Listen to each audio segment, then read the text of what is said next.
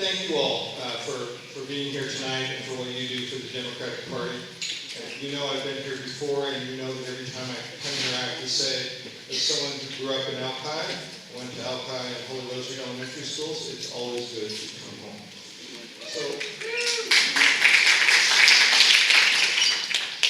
So I'm going to make a very few remarks because I'd rather use this time as we have in other districts just to hear your questions and comments and have more of a dialogue.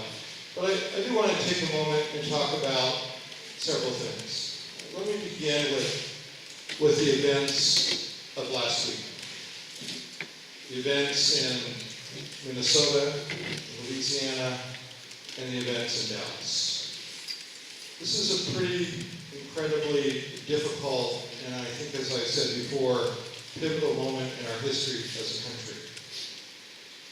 The unfinished business of what I've always called our original sin, racism, is once again forefront in this nation's discussion. And by the way, that is a good thing if we are able to engage in that discussion. The challenge, and the President pointed this out in his remarks yesterday, if all we do is harden in our positions, then probably this good thing, having this very difficult discussion, will end up resolving nothing. So let me talk a little bit about those tragedies in the city of Seattle. I spent last week and this week moving between communities of color who are in pain and scared, as well as spending time at the precincts with police officers who are in pain and scared. And this is Seattle. This is going to be a tough situation to move through. And we have to put it in the context that I think you're aware of. Before I became mayor, 30 civil rights groups in this community approached the U.S. Department of Justice, the Civil Rights Division, and asked for federal intervention. As a result of that, I think it was about a year before I became mayor, the city of Seattle, our police department was put under a consent decree and is now under a federal monitor and the supervision of the federal courts. It's a pretty serious thing, and it's a pretty unusual thing for a northern city on the West Coast. So we in this city have our challenges. One of the first things I did when I came in and seeking advice both from the federal monitor and from advisors on policing issues was the decision that we needed to hire a new police chief, and that chief needed to be from outside the department. As you know, we hired Kathleen O'Toole. We also replaced, or the chief replaced, the entire command staff, because we knew we needed to create change in the Seattle Police Department.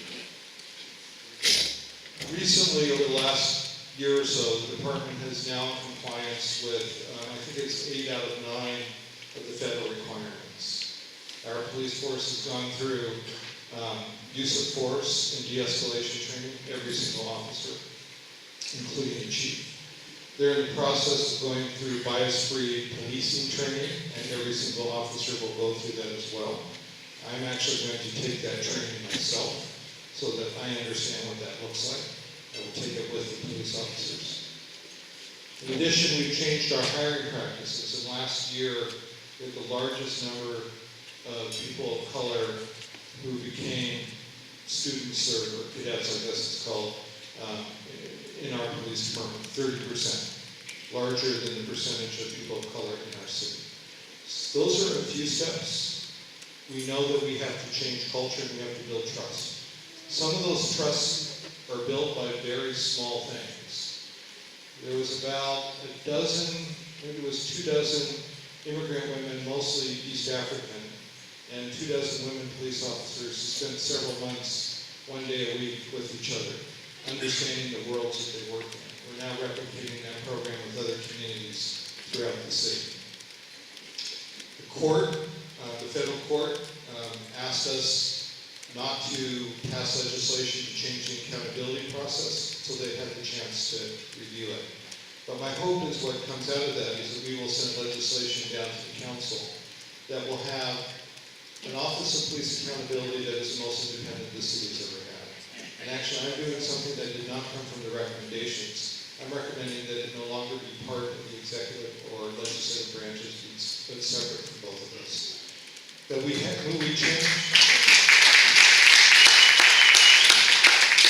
change the auditor, which is now a part-time position, consulting contract, into a full-time, what's called inspector general position, with broader powers to look at practices as well as complaints. So that process will work through the federal courts in the next, hopefully, weeks, maybe months, and then we will send legislation to council. There's a lot more I could say about policing, but I'm going to sort of change subjects here so I can talk about other things I can hear from you all. But let me make a point I said before. It did not, and we did not get here overnight in this country or this city, and we are not going to get out of this overnight. It will take time, and we're going to have to engage in the type of dialogue that the President talked about yesterday. I think the President made a point that I think is very important, and let me expand upon it.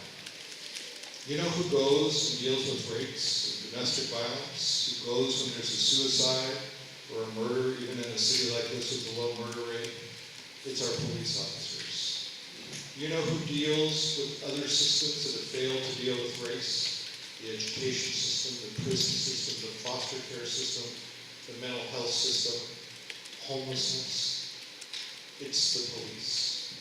So if we're going to have a discussion around changing the practice of police as it relates to racism, we cannot do that in isolation of the other issues that they deal with every day on our streets.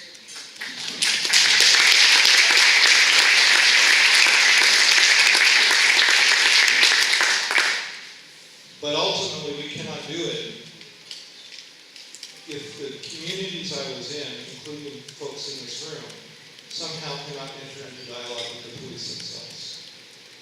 Because, you know, I realize they're bad police officers, just like they're bad politicians. I used to say on the Senate and House floor, you know, I used to say when gays, lesbians, and bisexual and transgenders were being demonized, I used to say, we are no better and no worse than anybody else. And that's true of most of the police officers. So we need to figure out how we deal with the real anger on the streets that is based in actual experiences, and those people in our police department who want to move forward to feel those things.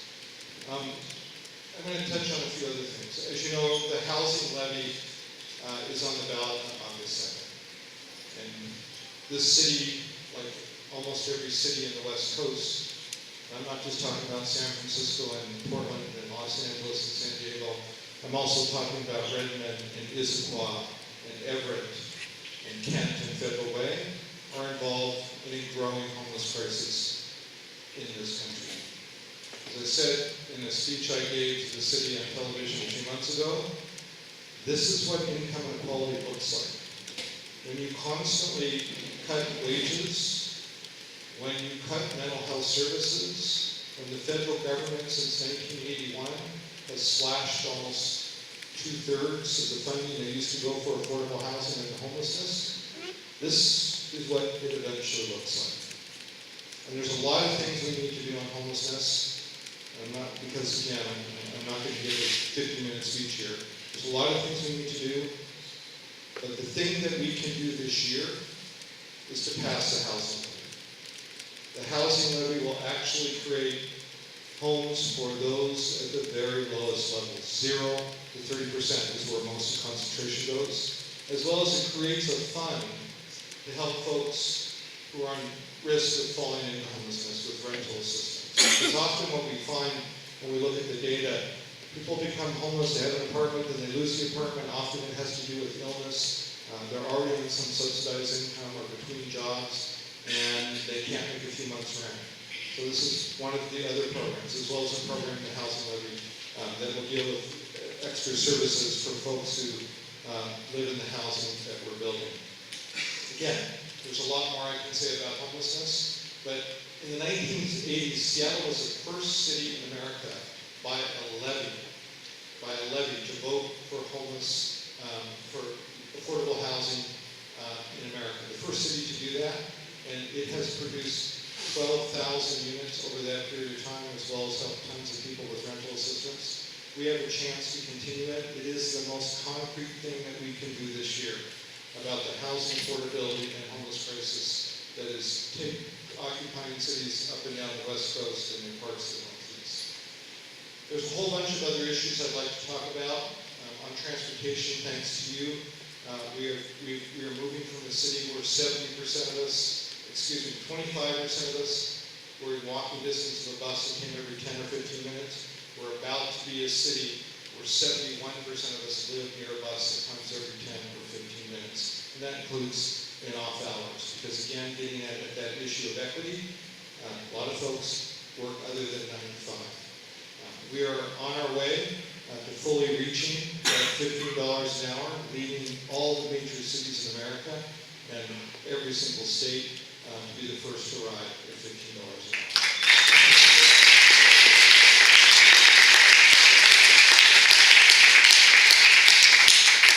And as you know, we set up the new City Department of Education, and we hired Dwayne Chappelle, the principal at Rainier Beach, as its first director. And we had an education summit with the school district, the first public school education summit since Norm Rice was mayor, and that happened 26 years ago. And that summit was focused on two things: equity and opportunity. And we'll have a series of recommendations and proposals with the school district later this fall, but I'll tell you why we focused on that. Year one was a minimum wage. Year two was the issue of affordable housing and the recommendations that we're now implementing. Year three is a focus on education. 20 years ago, 40% of African American students in this city did not graduate on time or graduate at all. 20 years later, 40%. The number has not changed at all. The majority of the school-age children in the city are white, but the majority of children in our public school are children of color. And while the city has a 13% poverty rate, the majority of the kids in our public school live in poverty based on being on a reduced meal program. If we care about the future of this city, if we can't get equity right when it comes to those children of color, particularly African Americans, we're not going to get equity right for anybody, and anything we do up the line will not make a difference. Finally, and there's a whole bunch of things. I can talk more about transportation, environment, neighborhoods, and all that, but I want to get to your questions. Finally, on this issue of what we do to help our youth, we've taken a program when I came into office that had 500 summer jobs, and we now have it up to 2,400 summer jobs this year, but we can do better. It's still not as big as the number of summer jobs that the city of Boston has, and while they beat us at the Super Bowl, as I said before, I want to beat them in summer jobs. And again, if you are a business owner, I don't care how small you are, work with us. We could probably find a way to help you to hire a young person this summer. If you own a bigger business, work with us. If you know people who own businesses, talk to them about this program. Because let me give you another statistic. If a young person in high school is in a summer job, they are half as likely to be victims of a crime. That's how we deal with some of the issues around equity and public safety. So those are some of the things we're doing in City Hall. There's a lot of other things I could talk about, but I wanted to get your questions. Let me end by saying in my remarks, thank you in 2013 for giving me your endorsement as a district.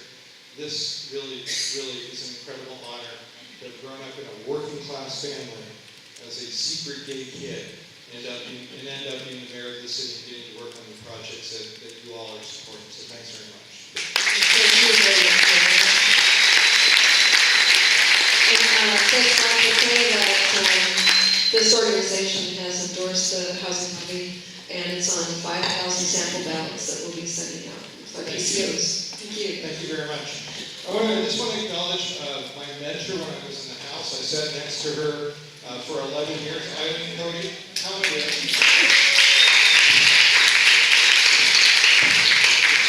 All right, there are lots of questions I can see already, and I'm going to go all the way to the back of the room, the gentleman there.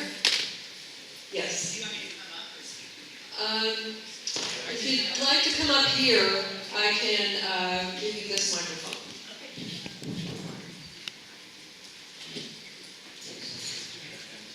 If you think you have questions, questions that you'd like to do, why don't we also kind of line up so that don't have to waste time? Hello. My name is Tim Marshall. I'm a student at the University of Washington, and I live in White Center. I had a question, hopefully this isn't ramble too much, regarding the enforcement practices of certain kind of vagrancy-based laws in Seattle. Say that again. So regarding the enforcement of vagrancy laws in Seattle, such as like stay out of drug areas, stay out of areas of prostitution, camping laws, a lot of things that have perhaps been scaled back by law enforcement, but are still considered priorities as I'm aware, I would say disproportionately affect homeless people, and a large amount of those people are people of color. I am aware of an initiative put forth in Skyway and I think downtown Belltown called Law Enforcement Assisted Diversion, the LED program, Right. which I've heard really good things about. I know that they tend to do less like arresting. Yes. I'm curious if LED is going to be rolled out anymore to areas beyond Skyway and downtown. So LEAD is actually a really great program, and so what we are doing is we are partnering mental health individuals with police officers, because often, when we see someone lying on the sidewalk, they don't need to go to jail, they need to get in treatment. It is a program that we are expanding to other neighborhoods. It's a pilot project, so we're trying to study it, learn what works, what doesn't work, adjust it, and it goes along. We do this in conjunction with King County. Thank you very much. I will try and keep my questions very short so we get to my answers to your questions very short. Chris Porter, State Committee, real quick. I lived in Dallas for 4 years, and culture change is hard. They had a complete, if you will, renovation of their police force, and in doing that, reduced complaints of excessive report of violence down 60-something%. One of the key things that they did was a harsh decision on whether or not certain police officers who couldn't make that culture shift to dismiss them or retire them. Is there an effort to look at something like that in addition to the efforts already put forth? So right now, Seattle has become a model of the nation for using de-escalation training. And best practices is how you de-escalate and not use the level of force that is usually used. There's something like 10,000 contacts since the police force has gone through this training, and literally something like 2% have been some level of force, which means no level of force has been used. So we are actually now a city where other departments are coming to Seattle. And you may have seen that the chief is willing to move people who she believes need to be moved. You can read the newspapers about a lawsuit going on. And you know that she has fired individuals, including an incident that involved a golf club. I can't go into a lot of details because of liability issues here, but I think you can connect the dots. The training that is now the national model, and Dallas was one of the people who pioneered it, is something our officers have now been through. And I think you've seen the leadership in the police department that is willing to move on those individuals who need to be removed. I want to say something. Again, let's also look at those officers who are actually doing their job and don't want to use force, want to help people, unless force is necessary. Thank you. Thank you, Mayor. I want to talk about transportation and the fact that Seattle has voted down new freeways 7 times.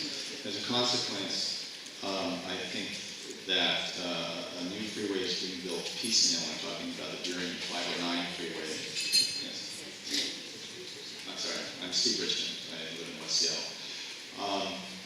I recognize that this freeway was being built when I was a news photographer in South Seattle. And I guessed the path of the South Access Road, which is the inset photo here, based on crime rates. So I did a little research and random sampling in newspapers, and I cut out pictures of fires in a 6-month period in 2001, and they ended up in a linear path that is the mirror image of the South Access Road, which would make perfect sense for the bypass. And I guess my question is, can you use your clout to to get the Seattle Police to do the research with their computer program. It's called predictive policing. You can use it in your cloud to actually have them see if this random sample is valid or not. Sure. Thank you. Sure, absolutely, and I think this is actually a very good point. So when I became mayor, and 6 months later when I hired Kathleen O'Toole, the police collected data, but there was no really, they didn't collect all of it, but there was no real analysis that went on. The chief instituted something called CSTAT, where every Monday, I believe it is, they have a data-driven meeting based on looking at patterns. This is one of the techniques that's been used in cities like New York City that actually you can start to figure out how you prevent crime before it happens. It's fairly new in Seattle. We're scaling it up. You might get a picture here that we brought a new chief on in 2 years, and we're asking her to do a lot, but data-driven policing is one of those things. We don't exactly have the tools that New York City and some other cities have, but we are working our way towards that. Thank you very much. Hello, Leslie Harris, Seattle School Board member. Hello, Mayor Ed. Always happy to hold hands on education. However,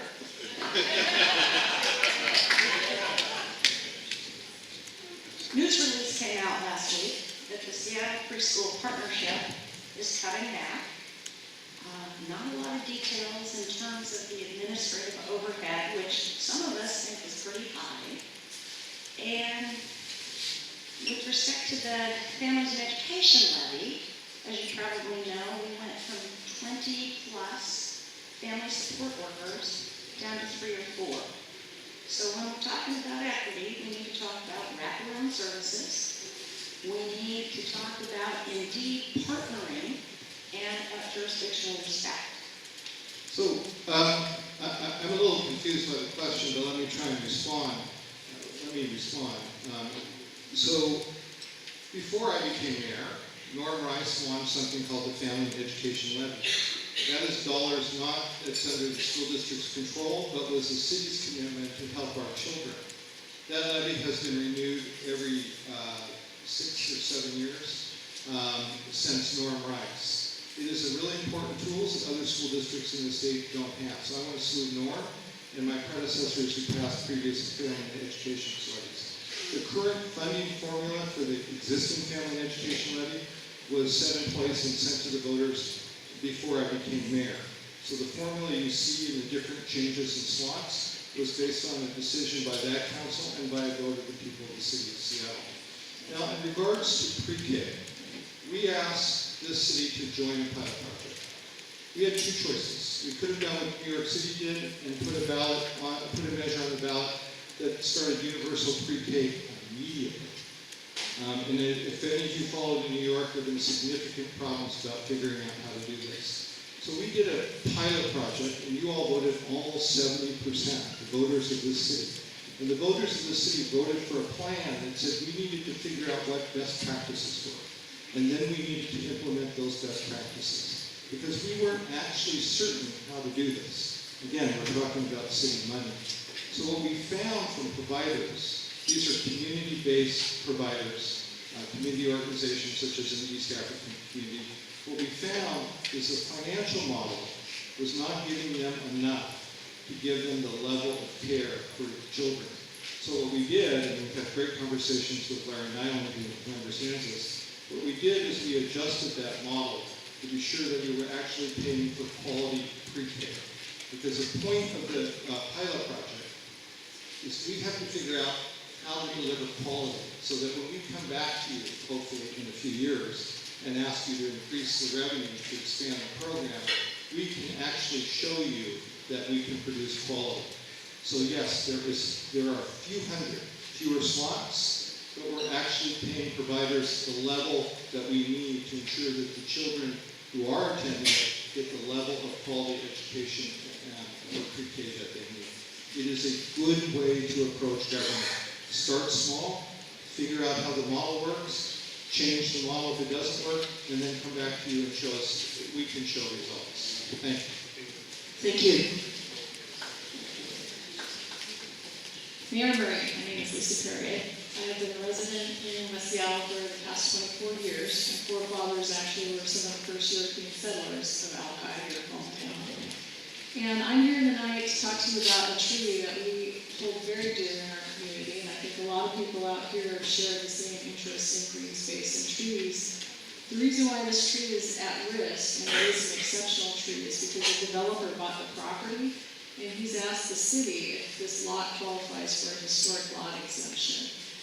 The city has given a preliminary opinion that it is qualified, yet the decision is not supported by the code, the facts, or case law. So I guess I'm here tonight to ask you if you could help us look into this matter, because our attorneys have sent a letter to the city. We think it's pretty compelling, and we're quickly running out of time before the month will be. And let me finish with one other point. If the city rules in favor of the developer, he has paid a flat fee of $1,000 to get this determination. For us to be able to have our day in court, the code says that we have to pay a minimum $2,500 for staff time, and it could go up to say maybe 40 hours, which would be $10,000.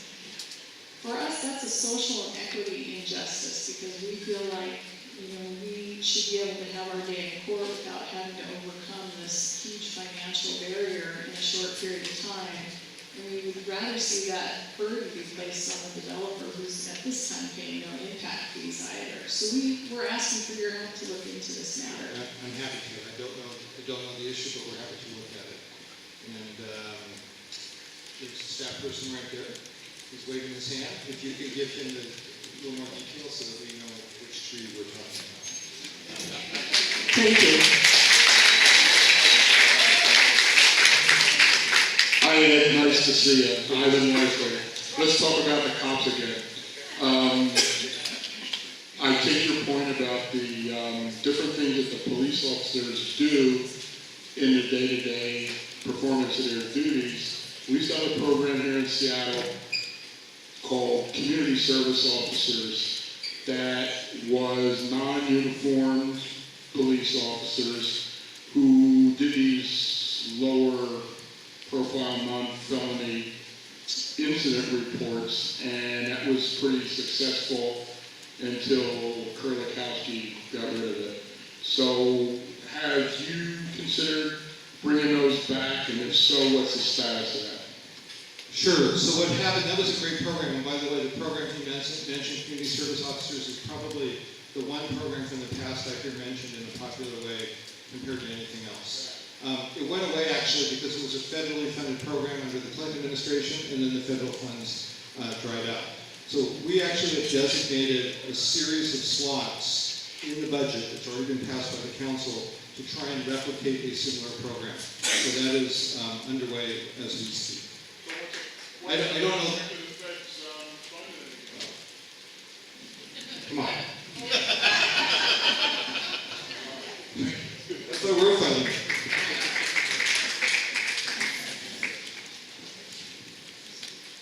Hi, I'm Sarah Kelly, and I've lived here in West Seattle for 14 years. Served in the PTA with Leslie.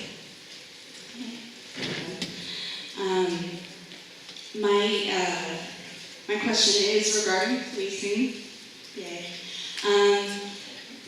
I was involved at one time with a Native Advisory Board that meets at Seattle Indian Health Board, and I know one of the things that had come up in that discussion was civilian oversight. So I'm wondering where we are with that. Absolutely. That is one of the most important things we're working on. So the federal court, so this is going to have to be a little bit of a longer answer because the question is so important. So as a part of the consent decree, related to the consent decree, not oversight of the police, but oversight of the consent decree, was created a community police commission. So that goes away when the consent decree goes away. The city has something called OPAR. I can't remember what the acronym, but it is a fairly weak citizen oversight board. So what we have been doing is working both with the federal monitor and with the CPC as well as with other community groups to design a citizen oversight board of the process. Now, because we are under a federal court decree, the federal court has made it clear that we are not to propose legislation and they've had a chance to weigh in on this. And I think that's a really important issue. Civil rights in this country, since the 1960s, have not been left up to local jurisdictions to decide when we're in compliance. Compliance is determined by the Civil Rights Division of the Justice Department and by the federal court. Now, I would have preferred to have sent legislation to the council months ago, maybe even a year ago, but if the federal court tells us that we need to wait until they have had a chance to rule on this, I'm going to wait, because I'm not going to fight the federal courts on a civil rights issue. The process is slow, and I hear the frustration, but we've got to work with the courts. Thank you very much. Hi, Mayor and Marie. I'm Rebecca LaSala. Some people call me Strong Bear, is my nickname, but I'm a fan of yours. I met you a few months ago. But anyway, so I just want to say really quickly, I'm from Washington, D.C. I'm an activist for Native American rights, and I'm reading from this, so I want to make eye contact, but I just want to make it as quick as possible, so I'm reading from this. I walked across the country for Leonard Peltier. As you know, we are currently on Duwamish land, Chief Sealth's land, and a reminder to everyone that this entire country is on sacred land, so at the very least, Native Americans should always have a seat at the executive committee and other important parts of the Democratic Party, something that seems to go lost on some Democrats lately. So as you may know, the Duwamish has not yet had tribal recognition, and aside from just 500 years of genocide in general towards Native Americans, A, what is Seattle doing to help the Duwamish be federally recognized as a tribe? And B, I used to work at the Seattle Indian Health Board as a resource advocate, and I saw a lot of homeless Native Americans who, a lot of them were Vietnam veterans, and it would break my heart because aside from the sort of cultural ostracizing that they have from not being able to go back to their reservation, they are what I would call broken warriors. So I just want to know what, they have special needs aside from the rest of the population, and I want to know what your ideas are about helping Native Americans who are homeless, aside from like other resources like we know about the Chief Seattle Club and stuff. I just wanted to get your ideas on it. So the first question was about tribal recognition, and as you know, there are disagreements among the tribes in this area about what that recognition should look like. So our involvement as a city over many administrations and many mayors is we are willing to work with the tribes in trying to sort that issue out. But we're not going to pick one tribe over the other and get involved in a federal issue. I really don't think it would be appropriate. There are tribal issues and tribal questions that need to be solved. In regards to the issue around homelessness and our First Peoples, one of the things when I came into office, as you know, several of the organizations dealing with Native Americans were in some disarray with some significant financial issues. So we worked with them to change their operation. We brought in Claudia Coughlin, who many of you may know is a former senator in Muckleshoot, who works with Muckleshoots, who's now chairing the commission. We have programs within our homeless portfolio that target Native Americans in particular, not just homelessness in general, but Native Americans in particular. This is, and you are right, this is a sacred obligation. This city bears the name of one of those individuals, and we have a particular obligation to our First People. You know, I tried symbolically to represent that in my 100th day in office. I went out to Chief Seattle's grave, and we did a ceremony there with the Suquamish. So my commitment personally is there, and I believe we're putting some of the reforms in place when it comes to actual services. Thank you. Thank you very much. Sorry, Rebecca, we gotta make sure we get everybody a chance. Okay, I'm Leslie Coppinger, I'm a PC on this. I wanted to actually just follow on that. I applaud you in looking at homeless solutions, housing solutions for the Native population that are in need.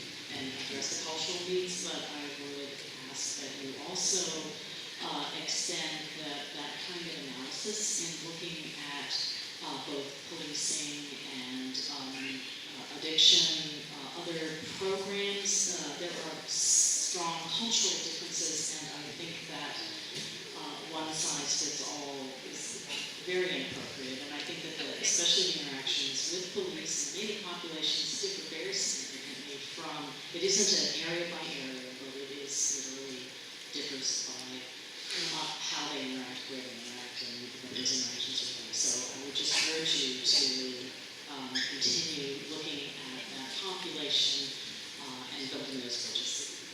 So your point is a very important point, and I appreciate you didn't ask the question, but I want to kind of unfold your point a bit.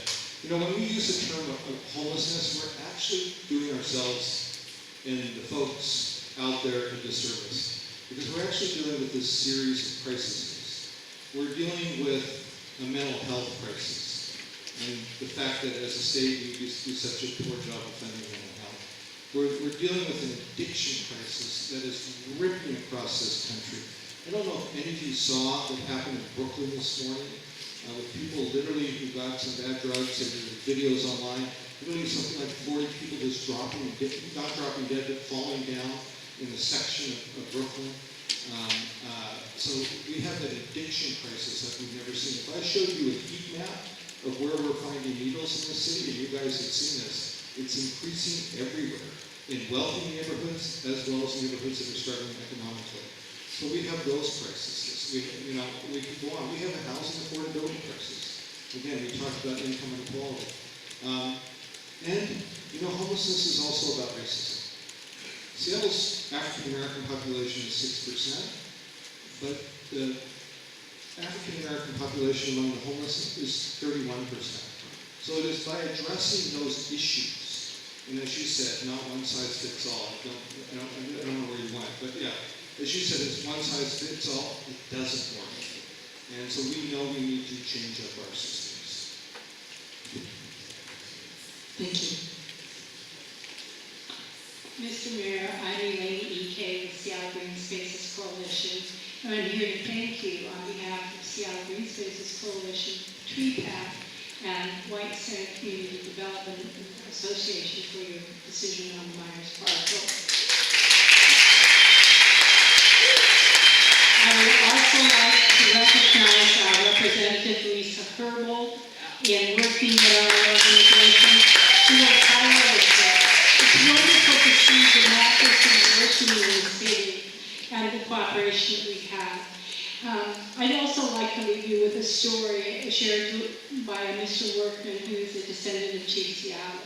When we were visiting the Myers parcels, he talked about the fact that that was actually the place where many of the people, the Duwamish tribe, in times past, were buried in some of the trees, because that was their system of burial. And so I believe it to be a sacred place. You deserve thanks for honoring that. Thank you.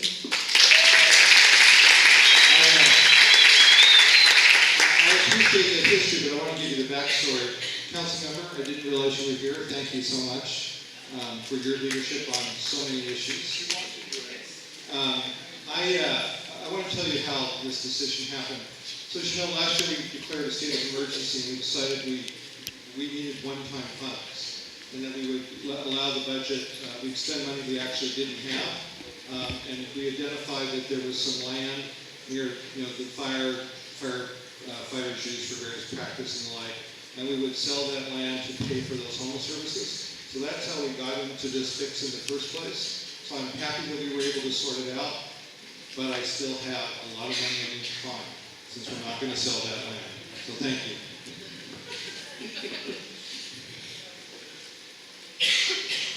Hi, I'm Carol Siverts. I live on Myers Way. I've been wanting to meet you. I've met our councilwoman and neighbors, and we're really happy about the decision that you made. And of course, we have questions. Maybe is it postponed permanently or temporarily? Does this give us more time? We all have a lot of great ideas and look forward to working with you. Sure. So I'll give you a brief answer. We can talk more. Part of it actually will be retained by the fire department, that was always the plan. Okay. But the other part goes into what are called land banks, and the city has land banks, and those are sort of the cue about when we develop those and what we develop them for, because when we get here, I'm sure there'll be a very interesting conversation between soccer folks and dog park folks and tree folks, and I'm sure I'm forgetting somebody. So that process will happen, but for the moment, it will sit in the land bank. Okay. Looking forward to working with you. You're reading my mind. Ted Barker, first vice chair of this organization. I'm also vice president of an organization called Friends Athletic Teams. And we've worked very hard on the creation of the Seattle Parks District. And I'm very enthused at the fact that the Myers parcel can be saved for some public use. But the question is, my understanding is that if to become parksland, the parks has to buy that. And the question comes is, in the run-up to the vote for the Parks District, there was a huge amount of work done by Citizens Advisory Committee that, looked at what the parks had, what the parks need, what the users wanted. The amount of outreach was incredible. So here we are with a big new acquisition potentially. And where does that come from? An increase in the parks tax, the district tax, or general fund? So I have to be honest, I don't know the answer to the question, but often what happens, for instance, I would have to understand what are the legal restraints around this land. For instance, sometimes when we sell land that belongs to a utility, that money has to be used under the law only for utility. I actually don't know on this one, and I'm surprised I don't, because we spent a few hours on this the last few weeks, but we'll clarify that for you. And we are working with partnership. We're in the first year of the Parks District, and usually that's money that ramps up over time.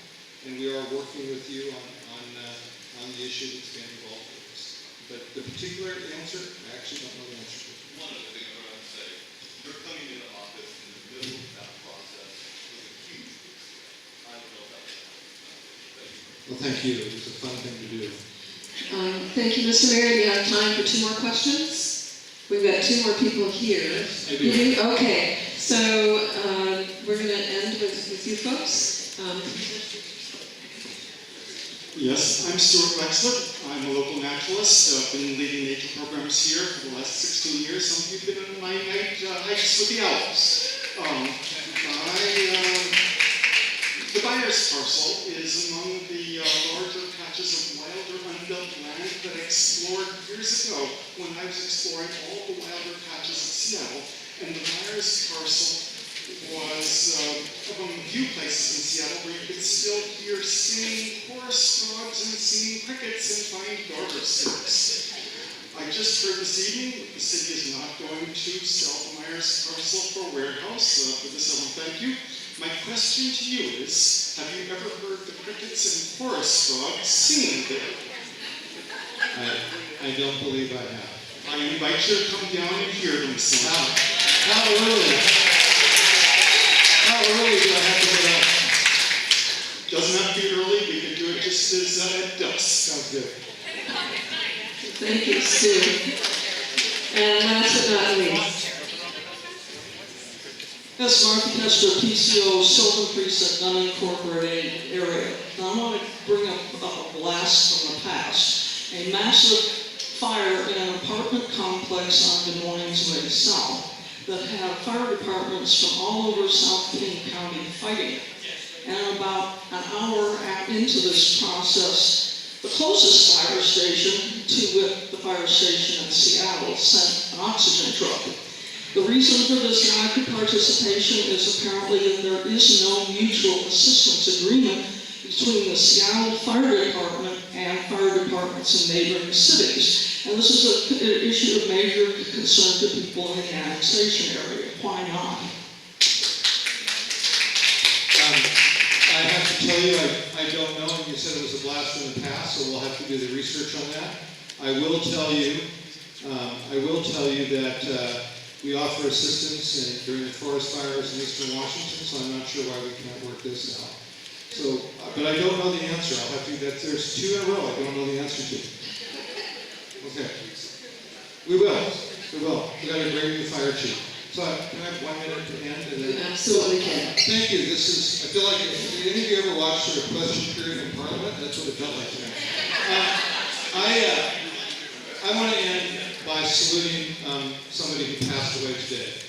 Ruth Wu, an incredible mentor to so many of us, an incredibly important person to the Democratic Party. Ruth, who, her last name was Wu, but she's Japanese American. She was interned. She started so many careers. The fact that Gary Locke exists, the fact that Martha Cho, Cheryl Chow, I could name a whole bunch of elected officials, somebody who was so influential to me. And I'll tell you something about Ruth Wu. Ruth Wu is basically a message to the future. Ruth Wu ran a small licensing agency in South Seattle. And she'd have breakfast with those of us when we were young. And she basically became one of the most influential women in this state and one of the most influential women in this party. But you probably didn't even know when she was in the room when she was in the room because she never spoke, and often she never even took off the ring jacket. But she changed lives, particularly in the Asian American Pacific Islander community. So Ruth Wu, thank you so much for what you've done. Thank you very much, Mr.